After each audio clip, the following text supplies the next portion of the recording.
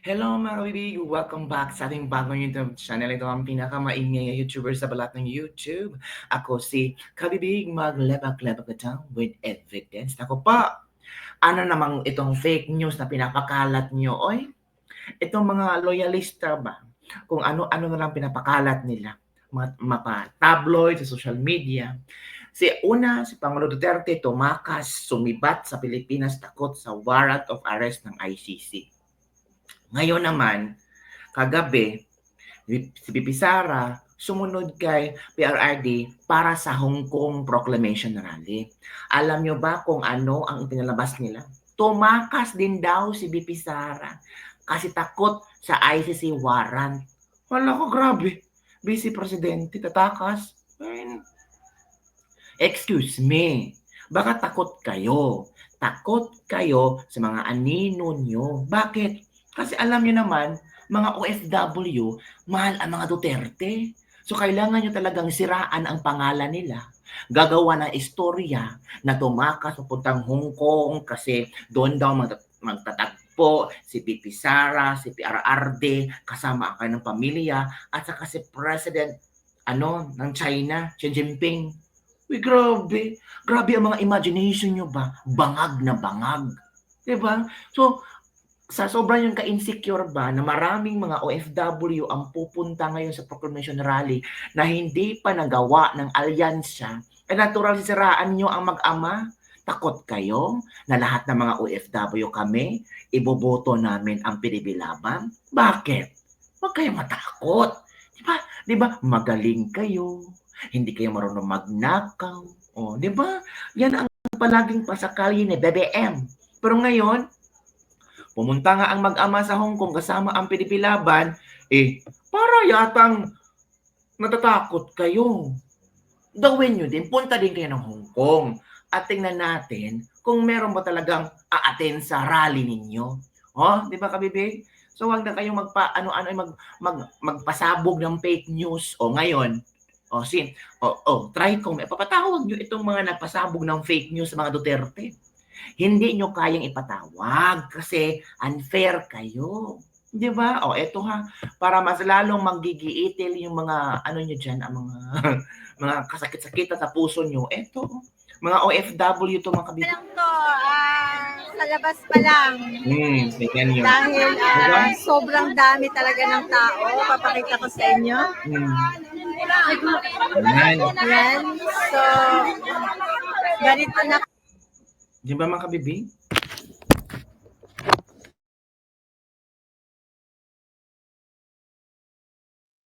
Again, Ben, ano nangyari sa camera natin? Nawala ako kabibig. Ang camera natin may something. Sige, buksan natin ulit. Sige. Tingnan natin ha ang kanilang video.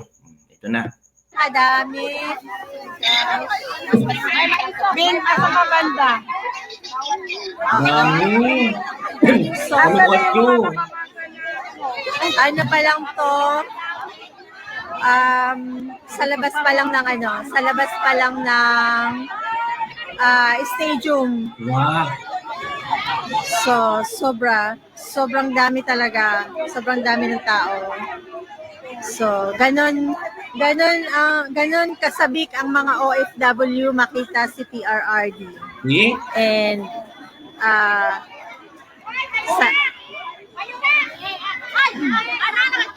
so, yung mga leaders, kanya-kanyang explain sa mga sa mga kababayan natin dahil wala pang ticket. Ayan, ganun na kadami yung tao, mga kababayan. So, dito tayo. Sobrang dami. Ba parang Pilipinas sa sobrang daming Pinoy.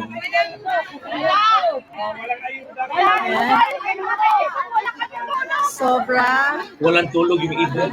Yung nasa labas, si Sibyang, sobrang dami ng tao. Hindi alam ngayon paano to mapaliwanagan na hindi lahat makakapasok kasi yung limited yung talaga. So, So, tingnan natin dito sa kabila. Tingnan natin dito sa kabila. Yan. Salamat tayo sa nag-video. Congratulations. Ayan Salamat siya. ate sa update mo. Tapos, Ang nag-update ay yung dito, dito nag-update. pera pa yung dito ha. Pera pa yung dito. Ate, ate, takpan nyo lang po ng Tatalay. jacket mo na ha. Tatalay Oo, ang kasi, update sa atin. mamayang buwan, pwede na. Pwede lang ano, oo. Pero ngayon, thank you po. May Yan. mga t-shirt sila kabibig, oh. Ate, takpan mo muna kasi bawal pa. Mamayang one. Bawal pag-debila dito. Wala problema. Yan. So, yun. Kanya-kanya na lang tayong paliwanag sa ating mga kababayan na wag mo nang magsuot ng Sa labas, sa labas, sa labas. Dito. Halika dito. Dami, din. oh. Sa labas. gosh. Daming Pinoy. So, dito Sigurado lang. Sure na ang pinipilaban sa OFW, panalo to. Panalo ang pinipilaban sa Hong Kong OFW.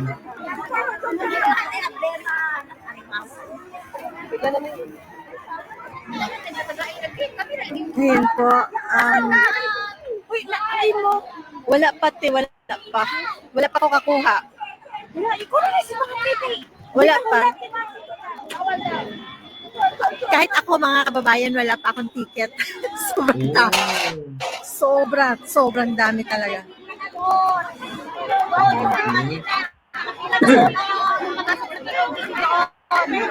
Ay, gusto ko pumunta ng Hong Kong para mag-practice ko lang.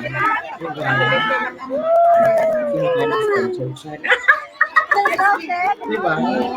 Ayan. Mga friends nating mga PDB laban, mga solid Duterte natin. Yan.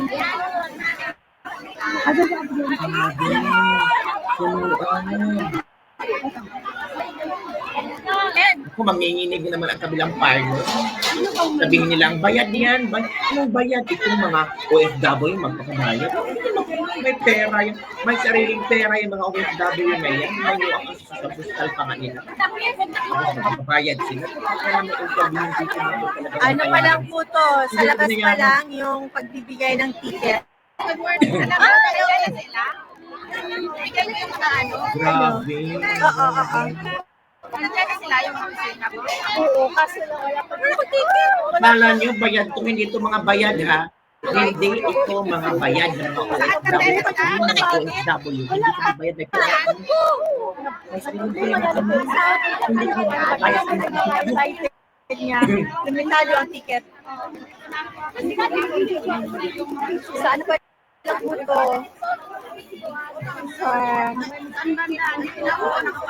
Sa labas pa lang, yung makakukuha ng ticket, mga kababayan. Ganito ang OFW Hong Kong kasabik.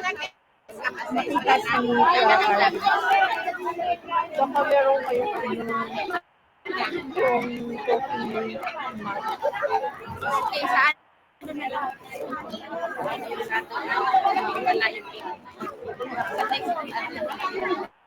Sige, thank you.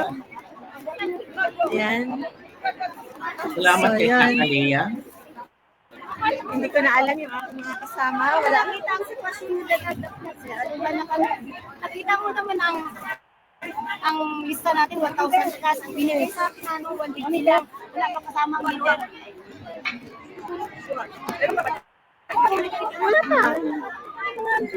Wala pa. See? 1,000 plus na tayo, darling. 150 na ang binigay.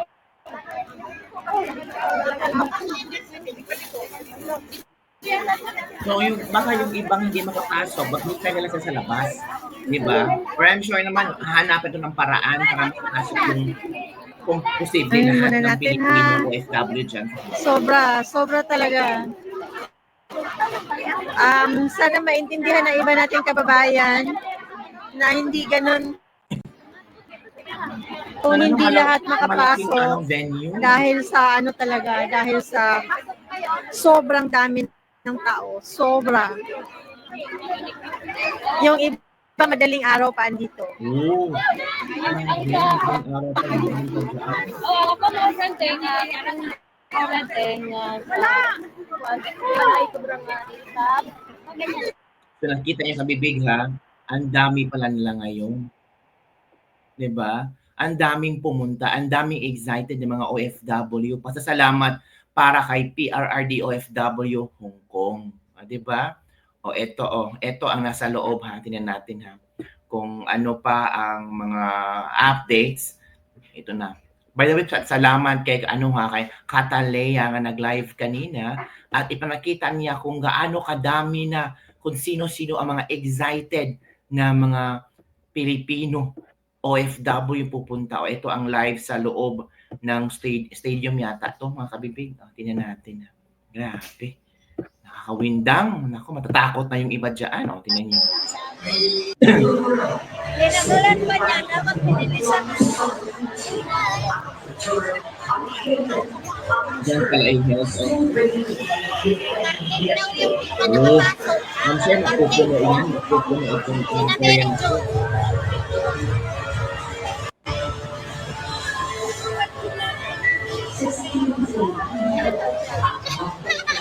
Diba siya nakita niya?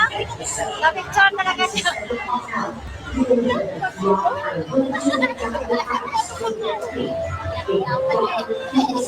naman. Sana ko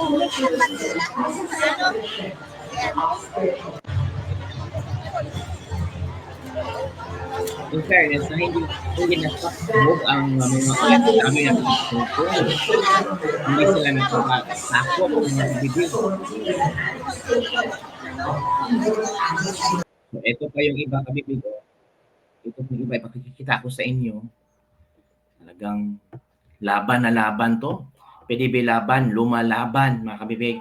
At ang mga OFW ay lumalaban din. Tapable na talaga yan. Yan natin ha. Yan. Tingnan nyo kabibig.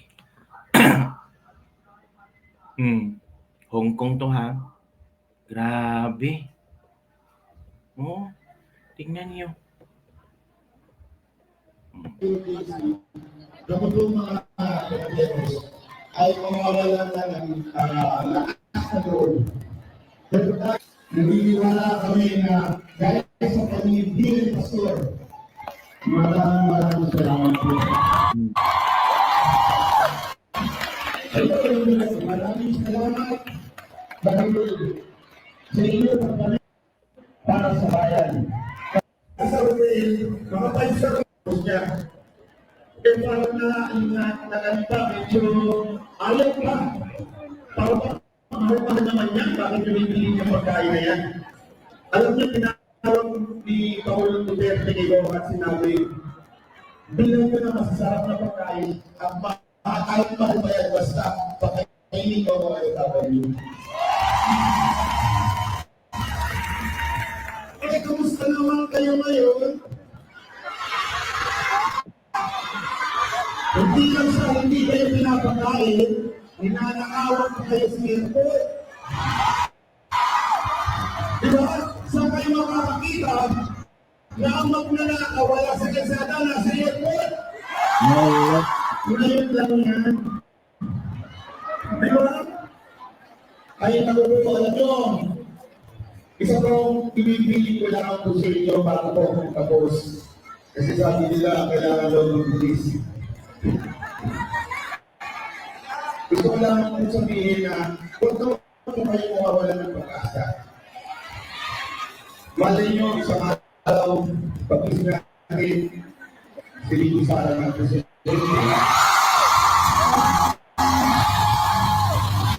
Grabe yung mga tao. Wala pa. Malay nyo, pag-isip natin,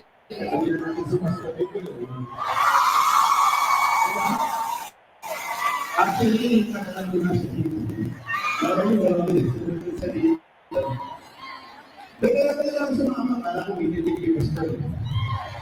Pero, joke lang po, kasi sabihin na naman dito, sabihin na naman dito. Ako hindi mo na layos. Pero po, maraming salamat. Lagi niyo naman po tatandaan yung verse na if my people will humble themselves. Ano kasunod? See my face and turn from the way. Hindi naman yan. Ibig sabihin, aayusin ng Panginoon ang ating bansa kung tayo ay magbabago ng pananaw sa buhay. So, ito lang po, ako po si Brad Bright. Maraming salamat po. Paginiwas.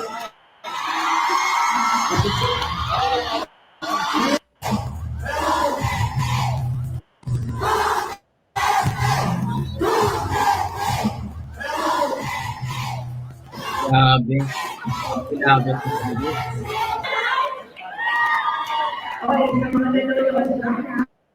Hindi na dito sa mga nasa offer ng mga Pilipino at mga sa Pilipinas. Kundi sa lahat ng Pilipino sa mundo. At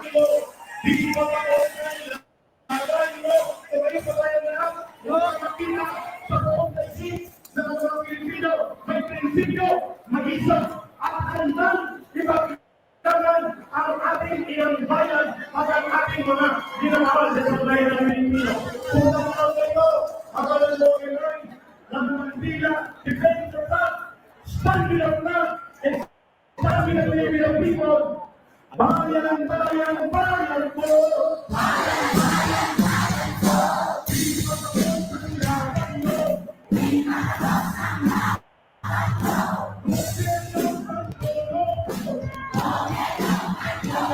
Galing, grabe.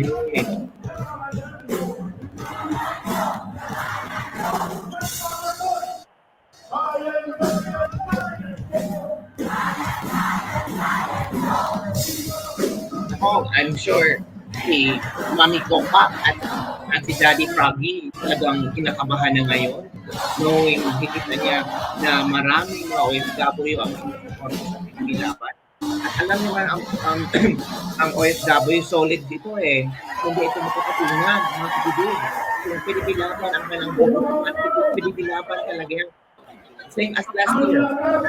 Nakikita ng mga OFW ang kanilang daw. Di ba mga kabibig? Grabe. Maraming salamat.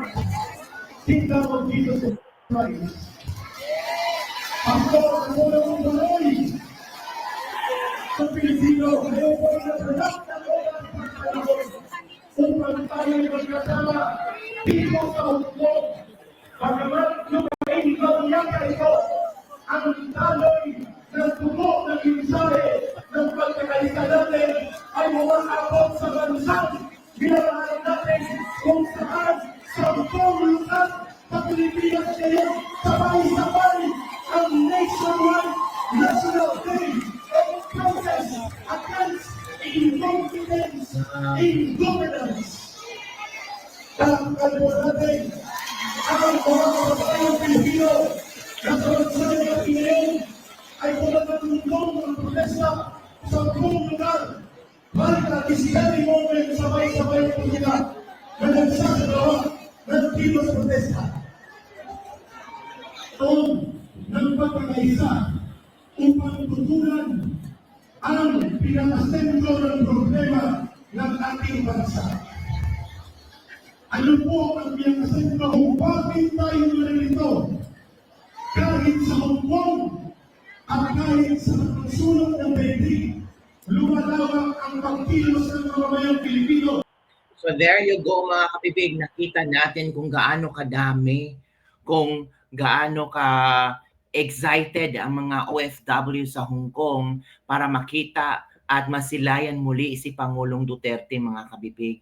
Oo, yung iba daw, madaling araw pa lang, nakapila na, naghihintay na, kasi may ibinibigay ticket, kasi hindi naman kalakihan ang nakuha nilang venue. So, kahit kalakihan pa ito, so sobrang dami talaga ang pumupunta. Alam mo naman ang Duterte fever. Lalo na pupunta si VP Sara, nako, isang malaking sakit sa ulo na naman to ni Kokak kung paano niya tatalunin ang Pilipilaban sa Hong Kong. Knowing na talagang wala na silang kawan. Talong-talong na talaga. Sinusuka na talaga. Kawawa yung mga ano ba, nasa alyansa, no? Makikita nila ang mga video na to ba, makikita nila, naku po, grabe, nakakahiya naman, di ba mga kabibig? So yun lang po mga kabibig ng ating Ladies Libag-Libag for today. Don't forget to like, subscribe, and share this video. Bye everyone. See you next time.